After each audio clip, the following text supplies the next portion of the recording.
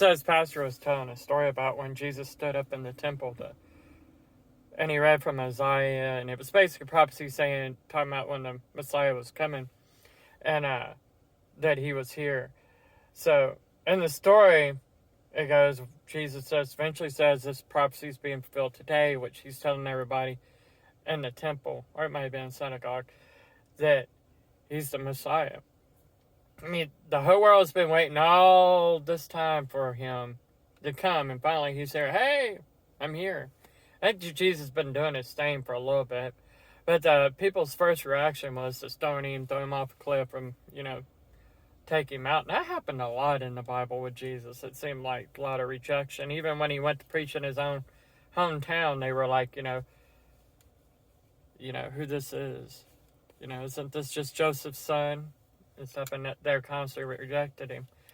Of course, in the very end, if you don't know, because some people don't know the story of the Passion of Christ, they eventually just kill him and put him on the cross, and he dies in resurrection because they're just tired of his crap, and even after all his good miracles and stuff like that.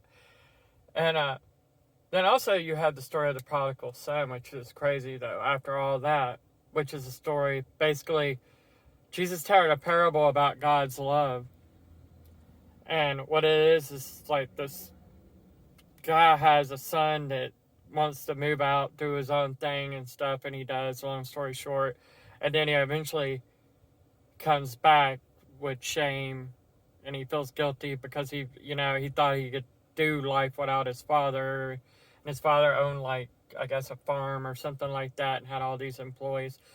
But anyways, eventually the son comes back, and he thought his daddy was going to hate him, but he didn't. His dad, welcomed him back, and he was all messy and muddy and all that stuff, but his dad hugged him and, gave him the best robe and the best sandals, and do a big celebration, and killed the best calf to feed his son and stuff. And so the story is, even after all that betrayal and rejection that his son had done to his father, his father still took him back and still loved him.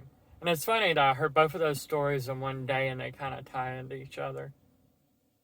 So I just thought it was a really beautiful thing and stuff, something to remember, because we're always... So I was telling the last person who tried to debate me in religion or whatever, regardless how much we reject God, he's still going to love us. How much we run, you're never broken enough for him not to love you, not want you.